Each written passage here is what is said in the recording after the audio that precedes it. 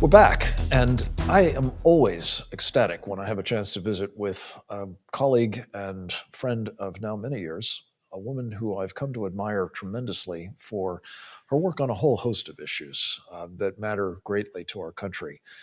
Her name is Dede Laugesen.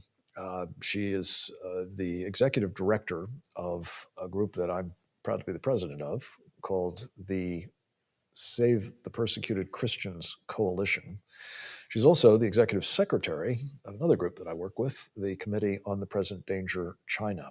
And her competence and acumen and energy in all of these areas and so many others is indispensable, I think, to the cause of freedom. So when we have a chance to catch up with her about some of the work she's doing, it's always a red letter day for us. Dede Laugesen, welcome back to Securing America. Good to have you with us, dear. Hi, Frank. Always good to be with you. Thank you. This subject that I wanted to talk with you about is not good, of course, and that's what makes the work you do so vitally important. Persecution of Christians is taking place around the world at an unimaginably large scale. Give us a sense of the magnitude, if you would, and where it's happening and why. So, Frank, Open Doors USA every year puts out a preeminent report on the persecution of Christians worldwide. It's called their World Watch List. And this year they report that 360 million Christians are heavily persecuted in the 50 countries where it is most dangerous to be a Christian. That doesn't account for the numbers in other countries, so it is far greater than that. This is a 67% increase since we started our work back in 2018, and nobody seems to be alarmed by this or addressing it whatsoever. So it's really Dede, bad. this is, I think, indisputably the most egregious human rights abuse in world history. I mean, you can look at the various horrific communist regimes and the millions of people they've killed, the Nazis and so on.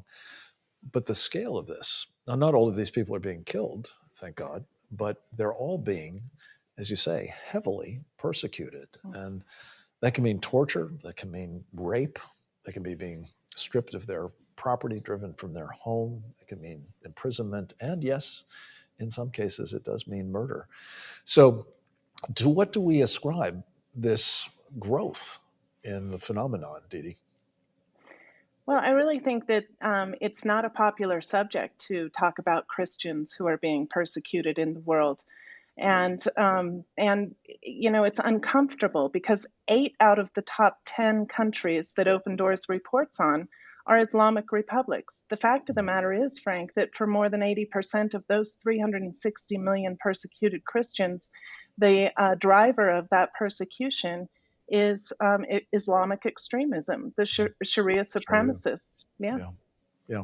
And where they are engaged in it, I think it's fair to say it's not simply as a fulfillment of what they believe Allah is directing them to do pursuant to Sharia. It's also an opportunity that goes back to Muhammad's day of, raping, pillaging, and plundering people who have stuff that those engaging in this kind of persecution want. And this makes the question of is there a place in the world where that kind of jihadist Sharia supremacist persecution is particularly egregious at the moment? Well, of course, people know about Afghanistan, and Pakistan is one of the most dangerous places. But the one that is should be most pressing for the world is Nigeria. Nigeria is the linchpin of Africa. It is the most populous country by far, 200 million people, 50-50 essentially between Christians and Muslims. But in Nigeria, the Muslims are completely in control.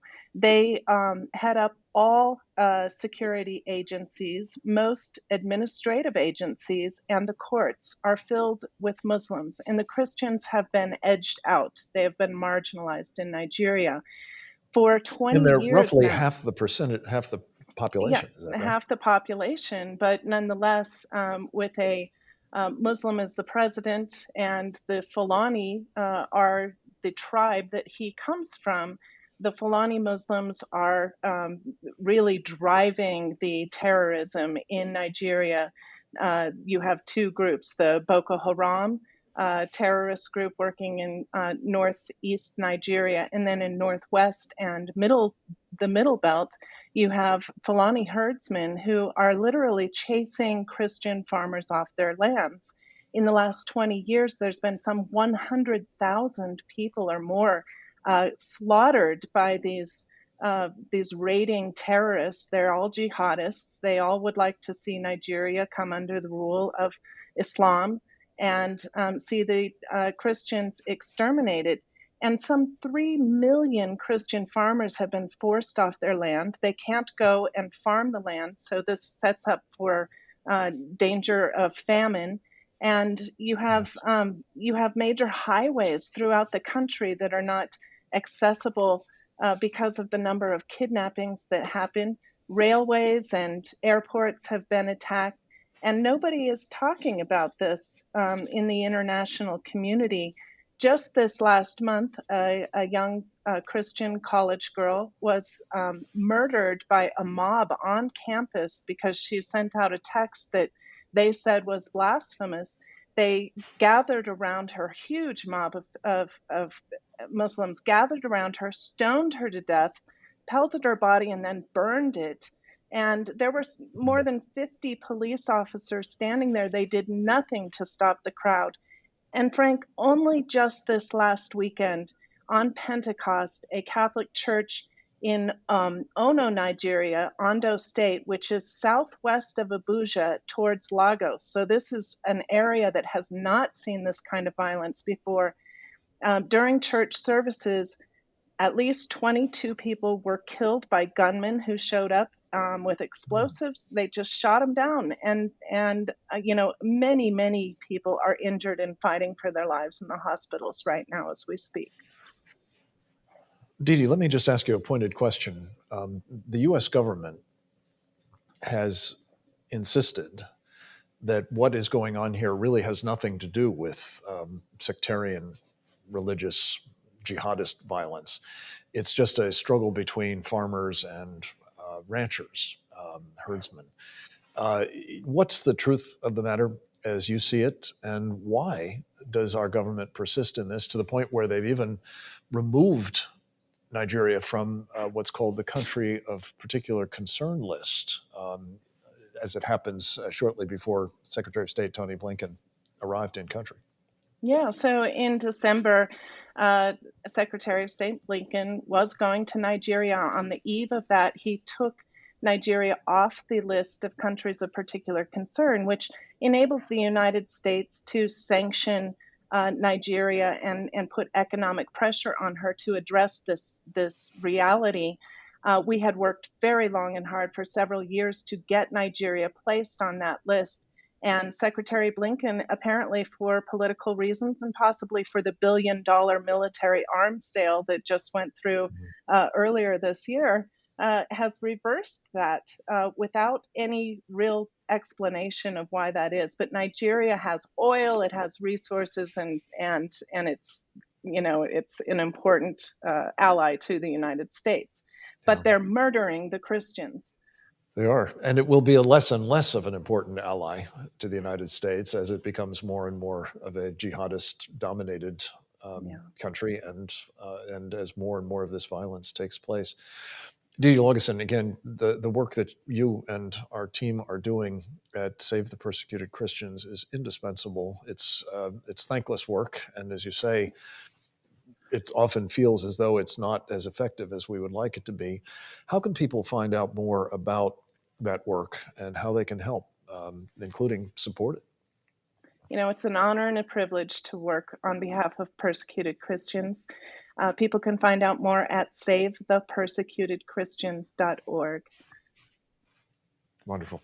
We do Dede, I webinars mentioned on a that you, regular basis, so join yeah, us. with doing everything we can to try to help in this case, specifically by holding the persecutors accountable and penalizing them for what they're doing. That's the raison d'etre of this group. Dede, let me switch gears, switch hats, if you will. You are also a driving force behind the Committee on the Present Danger China. There are two important webinars coming up in the next few days, and I wanted to give you just a minute or so to introduce those, if you would. Sure. So on Thursday, we're going to have our regular weekly Committee on the Present Danger China webinar. This one will focus on the enemies within Biden, Larry Fink, and other CCP captured elites. We're going to be looking at the elite capture of Communist China's unrestricted warfare against America and the free world. That's at 1 p.m. on Thursday, and people can find out more at presentdangerchina.org. And then, register to participate. yes, and register. Please join us. On Monday, our Stop Vax Passports Task Force will be hosting an update to the digital gulag. The digital gulag at Davos and the WHO, the fight continues. We will have a legal analysis of the WHO's zero draft pandemic treaty and also the continuing fight against the amendments to the international health regulations. And we'll be looking at the WHO and Davos on their trackers that they're putting in place. Yes, the digital passports and the like that we were just talking about with Dr. Rectenwald. Dede, thank you so much for all you do. Keep it up, my friend. Come back to us with updates if you would. Next up, we're going to speak with Victor Gonzalez, a member of the Spanish Parliament, about the Summit of the Americas. Straight ahead.